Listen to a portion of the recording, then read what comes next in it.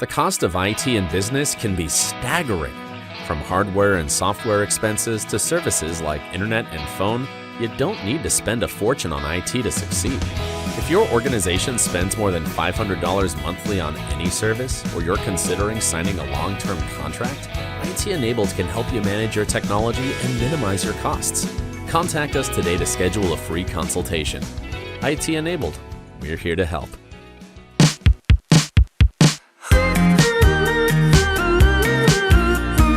Hi, I'm Tara Watson-Watkins, President and CEO of the Lufkin, Angelina County Chamber of Commerce. Welcome to the Connect podcast, connecting business to the community. I'm here today with my co-host, Blake Pollino with BP Media Group. Welcome back to the show. This week, we have our good friend, Allyson Langston, the Interim Executive Director of the Museum of East Texas, on to tell us about this awesome place. I mean, just for a community our size to have something like this, it's truly amazing. She talks about the history of the museum and the future of the museum going forward. Let's get into that now. One of my favorite people on the podcast today. I have known Allyson. I don't remember not knowing Allyson. I'll just put it that way. It's been a long time. It's been a very, very long time. Well, we're so thrilled to have you on here and excited to talk about the Museum of East Texas. Thank you.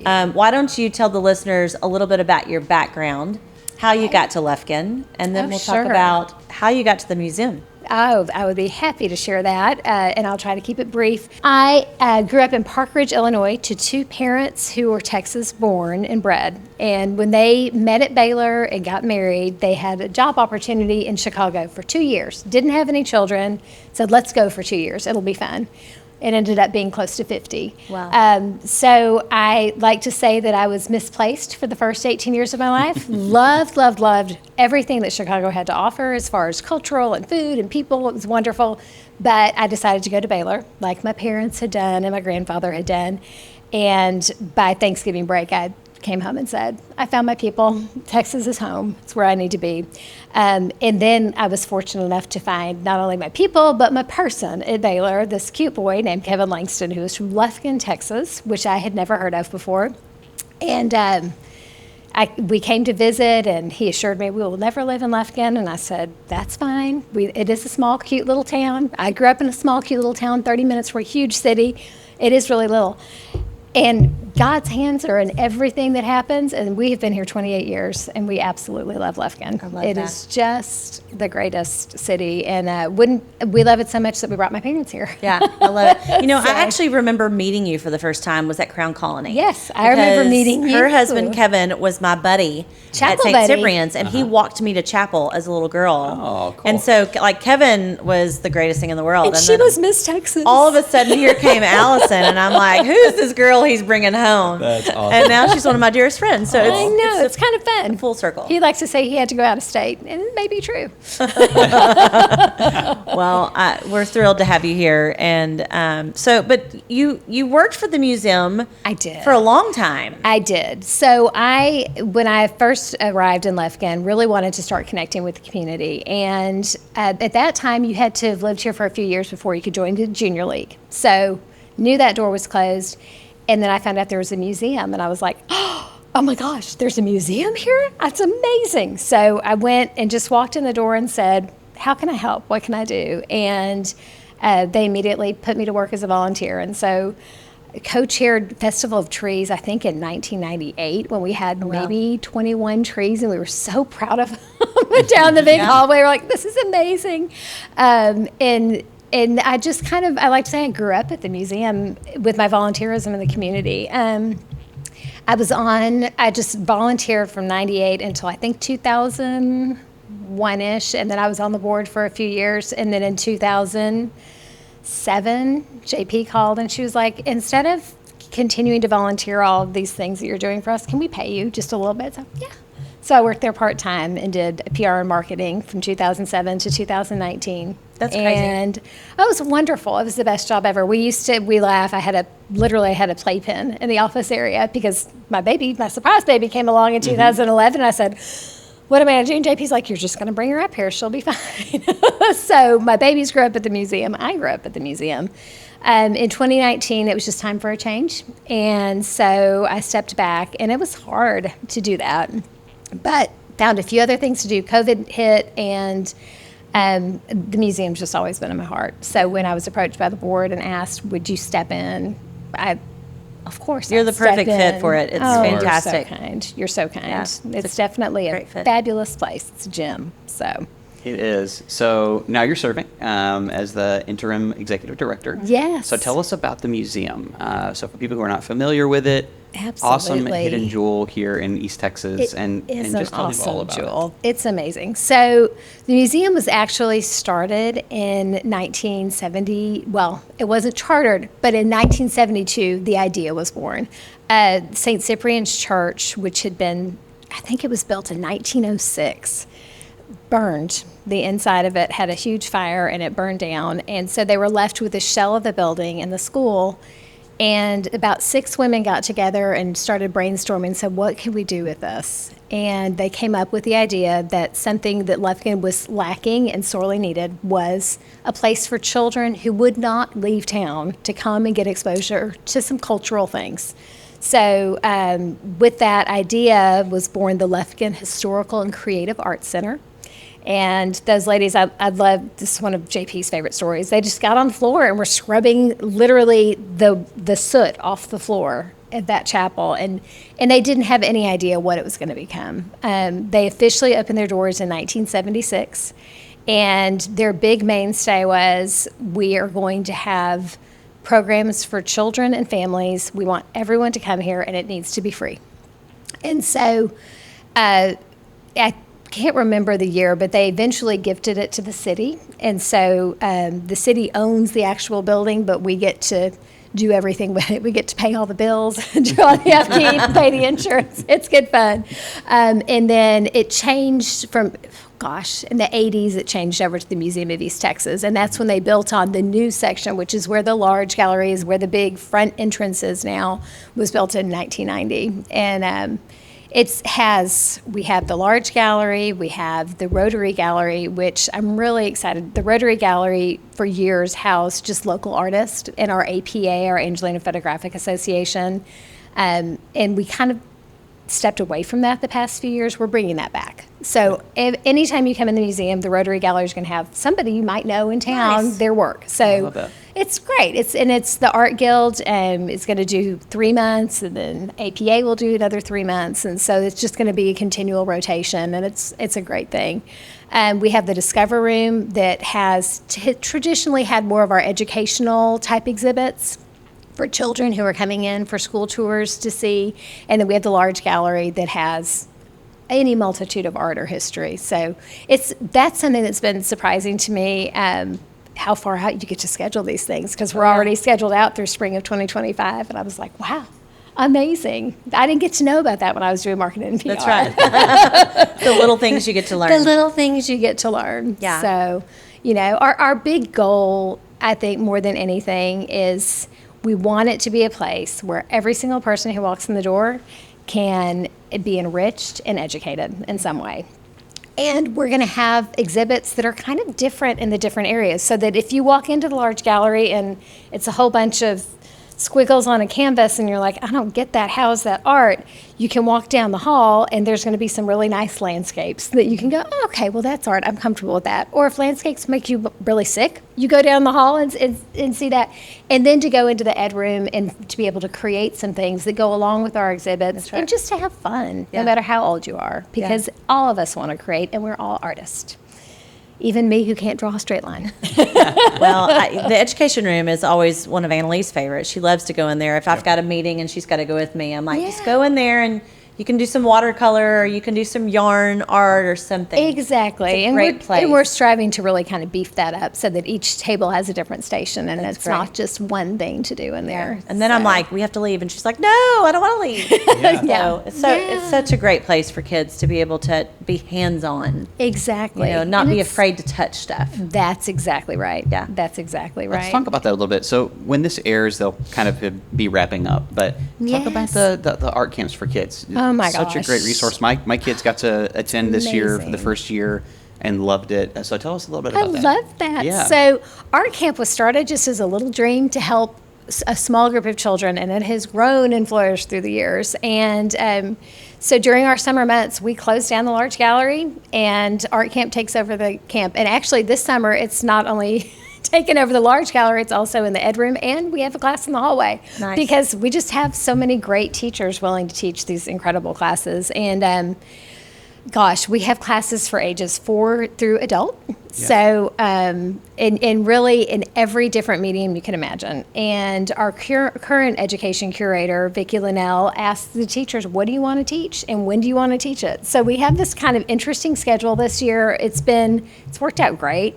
But some teachers said, I want to teach for an hour and a half on Tuesday and Thursday, and I want for it to be watercolor 1. And some said, I want to be there from 9 to noon, Monday through Friday, teaching this. And so we've been able to find a place for all of our artists. The work that these kids have created, and adults as well, it's just incredible. We're having an exhibition, a reception on August 5th to celebrate that. So in the large gallery, all of their handprints are on one wall, nice. But we'll also have their work out that they've been creating all summer. What's amazing to me is when Vicki did the scheduling, she scheduled it 7 days a week. So bless her. Oh. She has been up there every day. There's mostly adult classes on the weekends. Okay. Right. But that's been really fun for me to see, just all of the ages that are clamoring for classes and for a way to express themselves and learn something new. So These camps are so popular, and I've really just come to realize it in the last few years. But when school's out, we've got to have somewhere for our kids to be and something to do. So we all kind of just clamor to these camps, and like they fill up so quickly, and they're popular, and there's so many really good ones around. The zoo camp and the art Zoo camp. Safari is fantastic. Forestry Museum has a great one. So there's so many cool resources for your kids to get involved and plugged in during the summertime. There are. And these here at the museum are awesome. My kids both did art camps this year. It was their first year to do them, and they absolutely loved it. It was a blast. I'm so glad. It's literally ingrained into the museum. So I've had the honor of joining the board here this last year, and have enjoyed working with you. But we're in the process of trying to freshen some things up, and we found that in the main gallery, there's literally glitter ingrained into the floor. It is in the wax. In the wax of the floor, because these camps just take over, and it's such a cool thing. Between that and the Festival of Trees, that's right. Festival of Trees, the floor never stood a chance. It didn't. So it is literally built into the DNA of this museum. In fact, I got tickled. I've had some painters in this past week to give me some bids, and one of them came in and he was like, does it really matter what the floors and the walls look like? Just put stuff on the walls for them to focus on. And I was like, okay, well, that's a good, a little. But it was really cute. He's like, just stay focused on what you're putting on the walls. Nice. Okay. That's super fun. It was cute. It was really funny. So tell us about what's kind of scheduled. So it's scheduled out pretty far in advance. Yes, so what's coming to the museum? On August 5th, we are having our art camp closing reception. We are also having a gallery talk with Angelina Peavy. And she is a retired Foreign Service officer who has literally traveled the entire world. She went to Hudson, grew up in Hudson, ended up going to Hockaday when she was in high school. And then I found this out yesterday. Her sister had applied to be a Foreign Service officer and didn't pass the test. And Andrew said, well, why didn't you pass the test? And she's like, because it's hard. And she went, but I can do it. She did, passed, and boom. She's traveled around the world, and she shared her treasures with us this summer. So it's been really fun to see these really interesting collectibles that she's picked up from Africa and Iran and Japan and Mexico. It's amazing. So she has those with her? She has those in her house. She's just everywhere she went. She took some mementos, and they're in the museum this summer. We've had them, and it was intentional. We wanted to place them at eye level. Denise Davis helped curate it, and she was like, the kids need to be able to walk in and see everything at their level. Right. So adults kind of walk in, and it's a little bit lower than what you're used to seeing, but it's really, really fun. So that's happening on August 5th. And then this fall, we have I haven't figured out what we're going to call them yet, but we have 2 professors coming in and sharing their artwork with us. And in the large gallery, we have a professor from Stephen F. Austin. His name is Sean Roberts. And he is a young guy, but he is a Lufkin High School graduate. He has the greatest story, I think. He shared this with me, and I hope Lisa Hagler doesn't get mad at me for sharing it, or Sean. But he went to Lufkin High School, had an elective period, and thought, I guess I'll take painting, whatever. It was his senior year. So he signs up for this painting class back in the day with Miss Hagland, And Lisa realizes immediately he has ridiculous talent. Yeah. And so she went to top administration, said, this kid is gifted.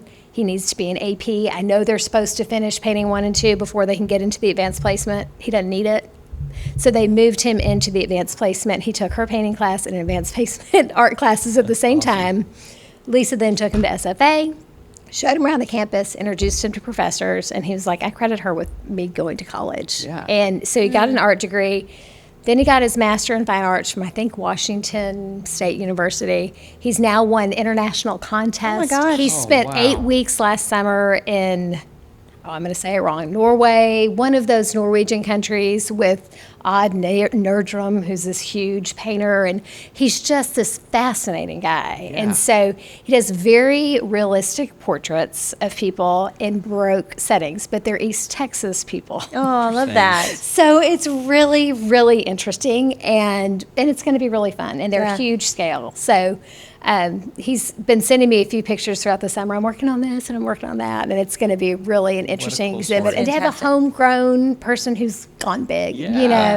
And then our other professor who's coming is from University of Texas, San Antonio, and his name is Juan de Dios Mora, and his art, he is a printmaking.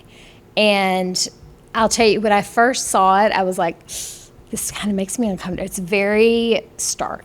And it has a lot of imagery and things that I was like, I don't really get it. And so when I dropped off my daughter for camp, I was like, we're going to take a field trip and go meet this guy and Yeah. spend a little bit of time with him just to find out his story. And he is the most charming, precious man you've ever met. And once I met him and spent about an hour and a half with him, I was like, oh yes, we're like the Smithsonian who has 5 of your works. We will have your show for you too. And so he's going to come this fall, and he really likes to tell his story. When he was born in Mexico, and they went around and did. His dad was a crop farmer, so they just moved with the seasons and the crops. And then when he was 14, they moved to Laredo. And his art kind of shares that experience of immigration and growth. And I think one thing that I really love about his work is he said when he moved over here, he didn't speak a word of English. And he got into art because he found Hot Rod magazines, and he'd flip through them, and at the back, they always how had you- art. And he was like, I want to do that. Interesting. And someone at his high school was, again, teachers make such a difference, tapped into, saw his talent and said, would you start drawing pictures of our wrestling team? Would you start drawing pictures of different people in high school? And so he did that. But he said he was called a beaner, and he said, I didn't know what that was. Yeah. He said, beans to me are something really, really important, because if we were able to pick beans, that meant my dad was getting money and we were going to eat. And apparently it's a derogatory term. I've never heard it myself, but almost all of his prints have beans in them. Oh, I love And that. so it's super cool. love that. And it's little bean sprouts or little, and you have to really look for them, but it's a real mixture of iconography. I can't say the word correctly because I'm not all artsy, but little things from Mexico, the icons and the cultural traditions that he's woven into these images. And he will have 15 wrestlers on one wall, and it's wrestler heads with these wild masks. And he said, wow. because we all put on masks. Yeah. And what do we do when we wake up in the morning? Who are we going to be? That's What right. mask are we going to wear? So I think that's going to be really fun to talk through our kids with, because when they walk in, it's going to be like, what is this? Yeah. And so then, he'll be speaking. and he will be speaking. He's going to do a gallery talk. He's also going to do a print demonstration for us. Very So cool. that date is to be determined. We had him scheduled for August 12th, and if we do the painting, we may have to move him back a few weeks. Sure. But it will definitely be early this fall. He'll be up through January 6th. Did I hear you say that his work is in the Smithsonian right now? Well, the Smithsonian has 5 of his Oh, prints. it has 5 of his prints. Yes, they obtained 5 of his prints. What a cool thing, right? Japan. I mean, he's been around the world as well. Yeah, And, he'll And be he's here. coming to Lufkin, Texas. and he's coming to Isn't that Lufkin, cool? I know. Texas. Like, what an It's awesome opportunity cool. for people to see someone. Absolutely. Like that. I love that. Absolutely. That's so great. Absolutely love that. So tell us, how can the community get involved in the museum?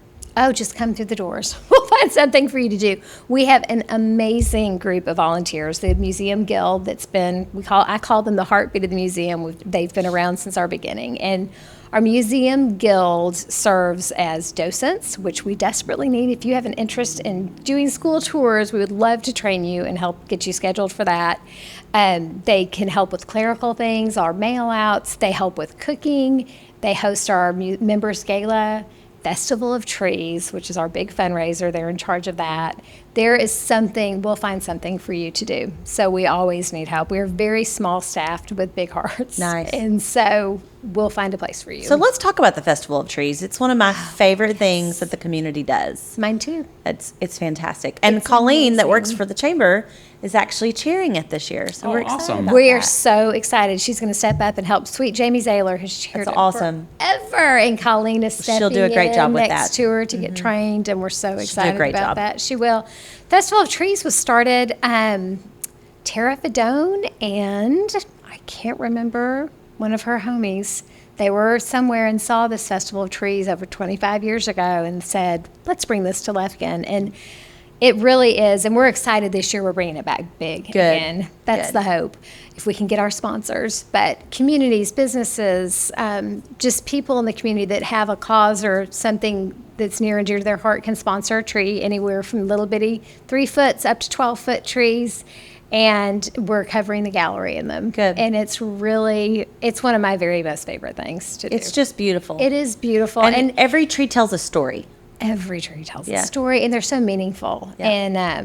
And you always have, I can never pick out a favorite. And if you ask people, what's your favorite? You know, people sometimes, when I was there in the past, would say, like, you need to have a contest where people get to put their favorite tree. And I was like, No. That's so hard. no, because they're all fabulous. I mean, and I don't know that there could be a winner, because they're all so special in their own unique way. right. That's what I love, seeing how people express themselves. You've sponsored trees before. I have. You know. Annalise had a tree for many, many years. And then Yep. when I was with the city, the Convention and Visitors Bureau always had a tree with all the things to do in Lufkin. So, They did. Yeah, They did. it's Has fantastic. she picked her theme for this year? No, we may just pull out an old tree. We haven't had one in several years. Yes, so it's been a We've got, minute. I think, 3 different boxes that are marked museum tree. And Wonderful. Annalie can choose Well, you which can- box Oh, she that's wants. awesome.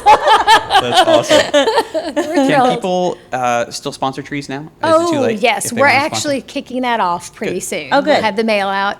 It'll be on our website, and absolutely, Awesome. people can sponsor trees. We will pull them down from our storage building on October 16th and get to work decorating, but we're going to try to get sponsorships finished before then. Very so that Just will wanted our be. listeners to know if you That's haven't right. done it yet and If you you're want to sponsor interested a in the tree, let us know. It'll be on the website. Or We give have a us tree this call. year, a BP Media Group tree. We're excited Oh, about it. And we've got a yay. fun little design that we're doing Dude, with it. anything It's gonna you be- do is cool, It's so- gonna be a cool one. We're excited about it. Oh, I You can't guys wait can to see it. It's a fun holiday tradition. I mean, it's free. You walk in and just It's can go free. look It's at this for just wall. We of take all of our Christmas family trees. to come see it We go a when they couple- come in for the yeah. holidays. Absolutely. We go a Well- couple times during the holidays. Just walk through And then we have a Sunday in December where we have Family Day, and Santa's there Yeah. too. So you can come see the trees and talk to Santa and do a few little crafts. And Yeah. so that's really, and gosh, Family Day, I think, is our oldest Super Saturday community I love event that. that we've been doing forever. So I do too. Let's talk about the future of the museum.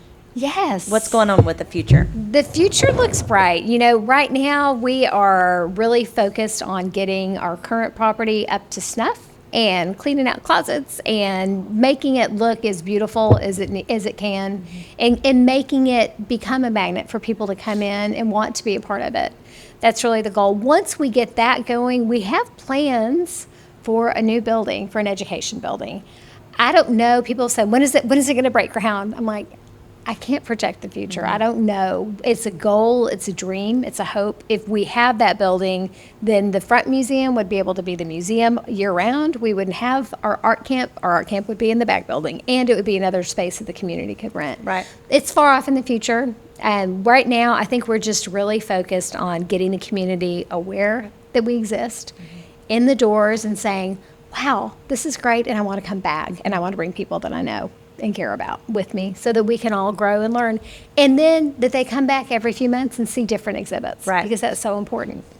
Well, So. we can't wait to see what the future holds. Thank and you. can't wait to see what you bring to the museum. 'cause Thank you so much. You're a perfect fit for it. And with my board members, That's right. Blake, we've That's got right. the best board in East Texas. I'm here to Absolutely. tell you, they're all so hardworking and so dedicated. It's incredible to see the hours that they've put in and the you. commitment that they have to have- making it. We have some exciting things we're working on right now, so we're excited. And about I the just future. keep going back to those 6 ladies, and I'm like, I just want to make their dreams come true. And I think right. we have. We're going to be 50 years old in 2026, which amazing. is hard to believe. I And know. so I'm Gonna have to do starting something think big about- for that. We're going to have to do several things That's really right. big. That's so right. I'm excited about That's it. great. I love it. Yeah. Well, go support this museum. It is free. Thank you.